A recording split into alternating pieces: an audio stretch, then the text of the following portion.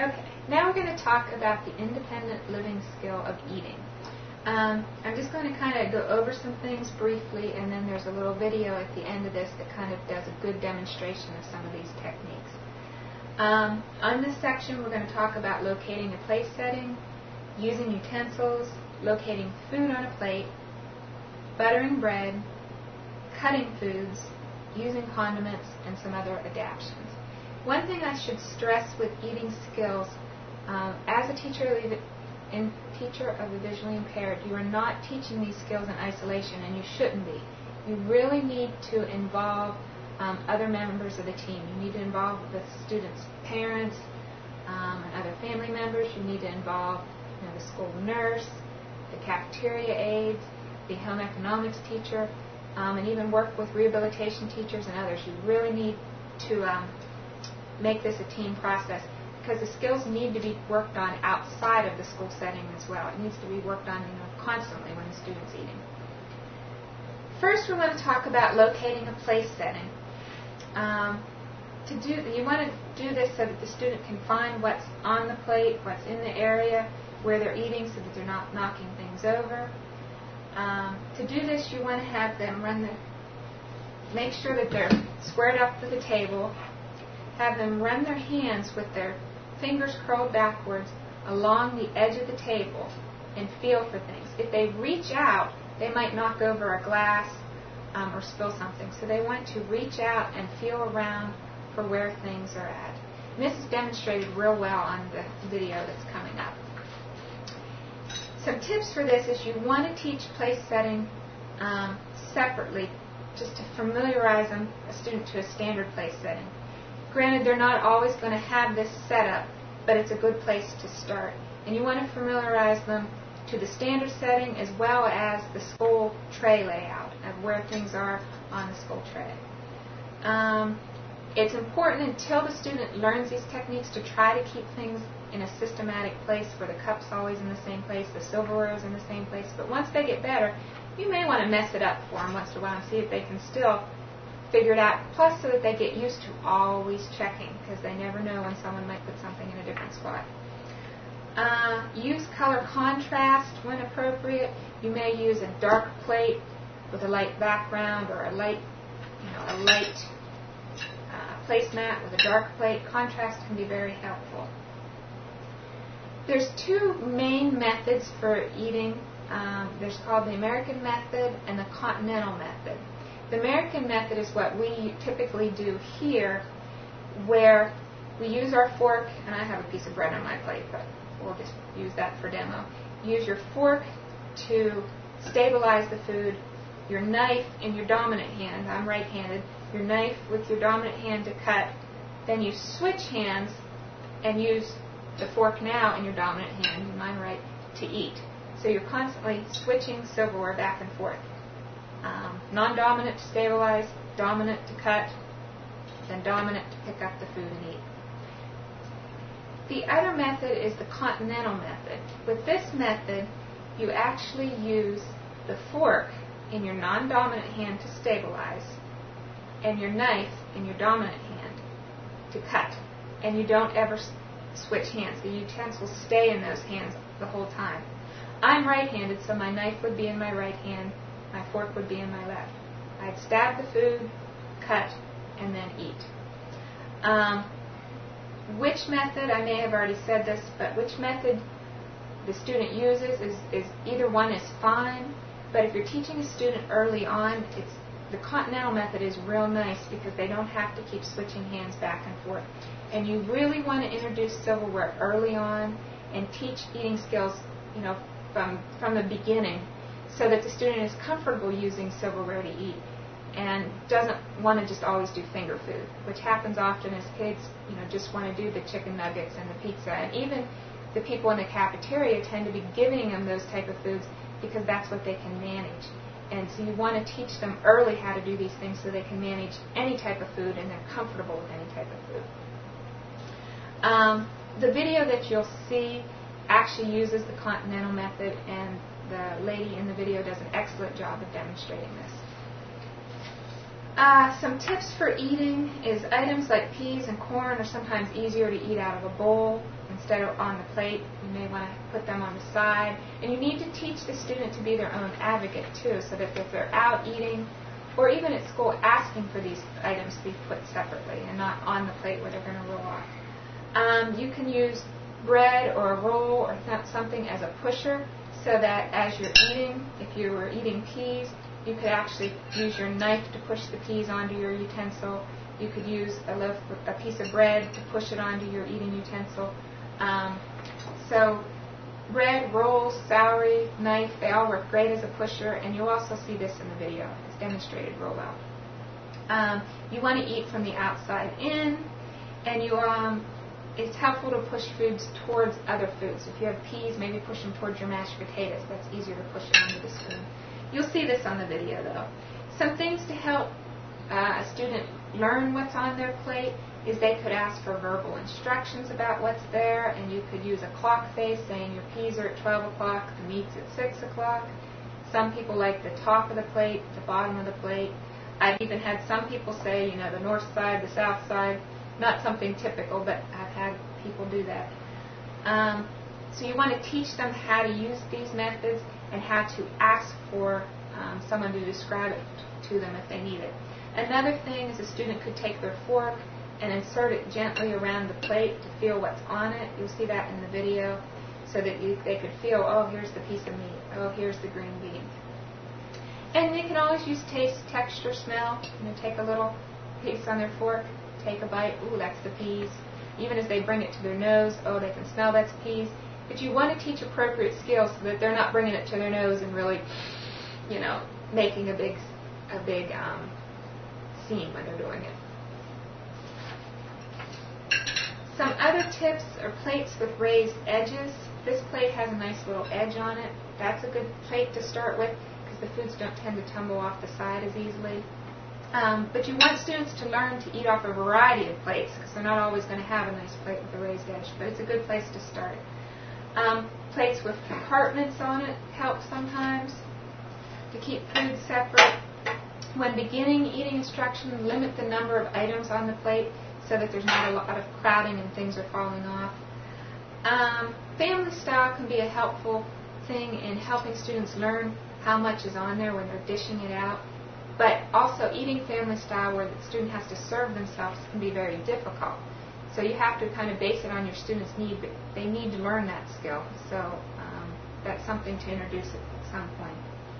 With buttering bread, there's a variety of things that you can do.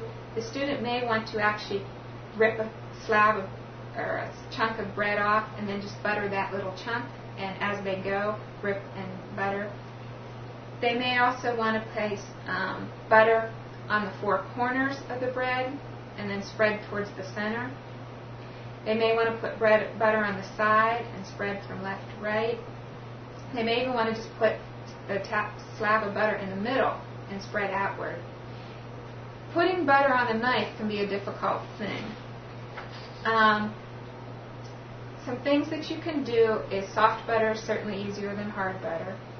Individual packs of butter, you don't see them as much, where they used to have a little cardboard on the bottom and a pat of butter and the piece of paper on top. Sometimes just tearing that piece of paper off and using it to actually spread. You're never touching the butter, but it gives good tactile feedback. That's a good thing. Even just using the little containers of butter at first, that's a helpful thing to use because they don't have to gauge so much the amount. They can almost get it right out of that section. Those are good things to start with. Something to often work on is students often try to put the butter on the bread and they miss. They're all over the place. If you can teach them to hold the bread in their hand and then spread towards the bread, it's easier. Often I'll even have students without any butter. We just work on that, finding the bread to start. Sometimes I like to use toast and no butter and just use that so that they can actually hear where they're at in the bread and they can hear the knife going across the bread. The orientation skill of just hitting the bread with the butter is really hard, so that's just a good place to start. I want to make sure I cover all my points on my PowerPoint here, so let me see what I said. It's starting with toast, stale bread, and then bread. That's kind of an order of things to learn. Something else that's sometimes helpful is just using a spoon instead, and actually using the back of the spoon, dishing. Pretend this is my butter dish. By putting butter on the back of the spoon, and then putting it onto the bread and spreading. Often I find if they can get it out on the back of the spoon, put it in the center of the bread, and then spread to the four corners, that seems to be one that works a little better. But not for everybody. Let's talk about cutting meat and cutting foods. This is going to be shown on the video, so we'll just go through it kind of quickly. There's two methods. One is where, I'll use my bread again, the fork is actually used to stable. You can trail back on what you're cutting to guess the size or to estimate the size. Use your knife, cut around the fork, drag the piece of meat away, and then eat. Another is some people just put it in the very center of the meat, and cut their pieces as they go without actually doing the actual measuring with the fork. They can measure with a knife and cut. You want to keep dragging your pieces of meat away so you can feel if they're loosened. Some tips for eating meat.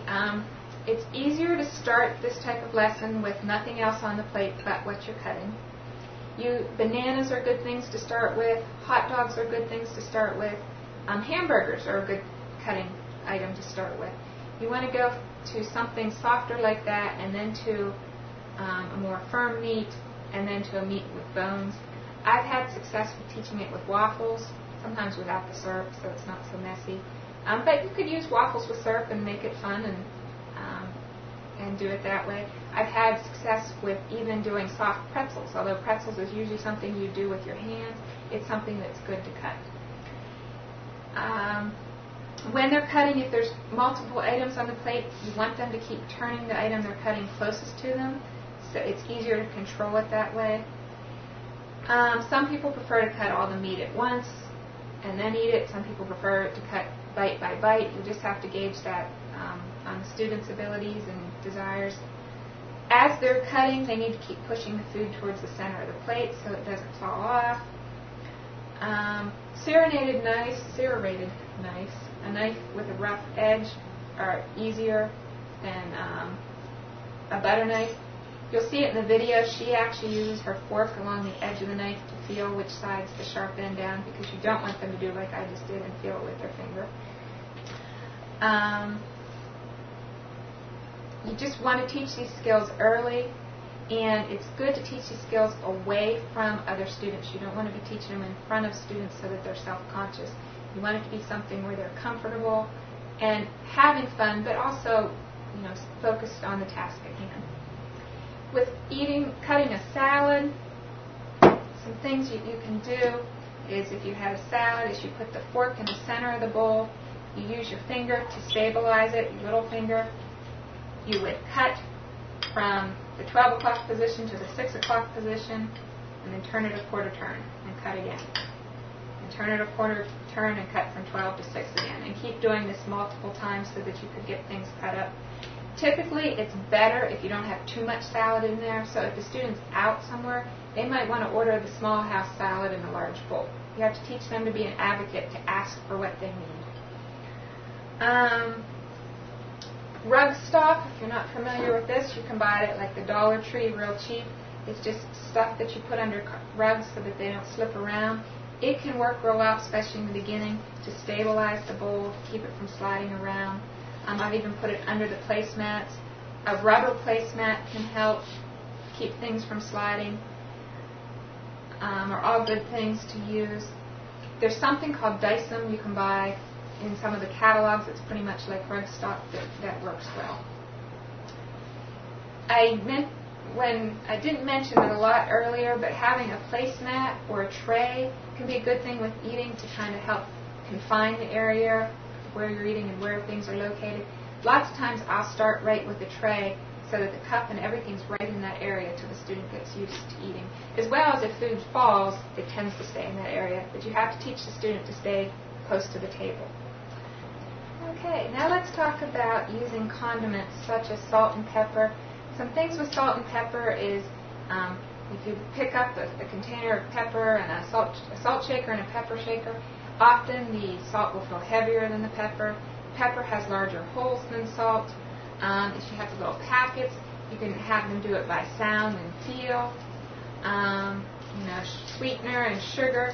Sweetener's going to feel much smoother than the sugar does. Creamer packets have a foil feeling. These are all things that you really want to work with work with your student on. They seem like such a minor thing, but if the student hasn't been exposed to them, they just don't know these things. With sugar, sweeteners, any of those things, teach them that if they're going to open it, just to partially open it, so that they don't have to worry about what happened to the little tab. And when they pour, a lot of people pour and miss, but they actually have to physically make contact with the container that they're pouring into. As far as using ketchup and things like that, they want to actually use their finger. They can use their finger, and as they squeeze the ketchup on, they don't want to touch the bottle, but they can actually touch to feel where it's coming out and run their finger right across the hot dog if they're putting ketchup on there, or if they're putting ketchup on the side of the plate. Squeeze and kind of feel where it's coming out, that it came out. But they need to, before they do that, make sure they have their napkin in their lap so that they can lightly wipe off their finger. Things that I really like to do with students is actually give them a bunch of containers from the refrigerator, maybe even a ketchup bottle, a mustard bottle, and a mayonnaise jar, and even like liquid soap. And say, identify these for me, and don't even tell them what's in there. And get them used to, just by the feel of containers and things, trying to figure out what things are, even whether they have to shake it, smell it, and teaching them, appropriate ways to you can smell it without being inappropriate. Let's see. When you're eating, I've talked a lot about skills for a student that doesn't have any other impairments. There are other things that you can use. Really collaborate with the physical therapist and the occupational therapist and others involved on other adaptations that you can use. I talked about the rug stopper, the Dyson. There are bowls that have a raised edge on them that you can use with the student. There are plate guards, which is a guard that you can put around the plate that keeps the food from falling off the side. There's rocker knives for cutting. They're knives that you can use with one hand. Cut something and not have to use the fork in multiple devices. There are knives that have a fork on the end. There's swivel knives. There are all kind of things. Really get your PTs and your OTs involved. Some final notes is teach the student again to be a real advocate. When they're eating out, they may want to ask that their meat be cut up in the kitchen before it comes out, or ask that their salad be in a larger bowl. You want to teach them these skills, but at the same time, you want them to be able to speak up for when they need assistance or things that they can do to make things go smoother.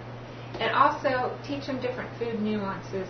That pizza can be eaten with your hands, that fried chicken can be eaten with their hands. They may not realize that everybody's eating chicken and they're trying to cut it up, while everyone else is using their fingers. Kind of teach them all the different nuances for different. Let's briefly talk about milk cartons, because that's something that's difficult for students to do often, is to open it, to identify which side they need to open and which side they don't want to try to open. There's a couple tricks they can do. On the side of the carton where they're going to open it, there's often a little ridge that they can feel for. They want to actually feel for that. Sometimes they can feel for, there's a little barcode on the back that kind of has indentations on it. The side with the folds is where it bends back. The top tab that has the indentations is the side they don't want to fold back.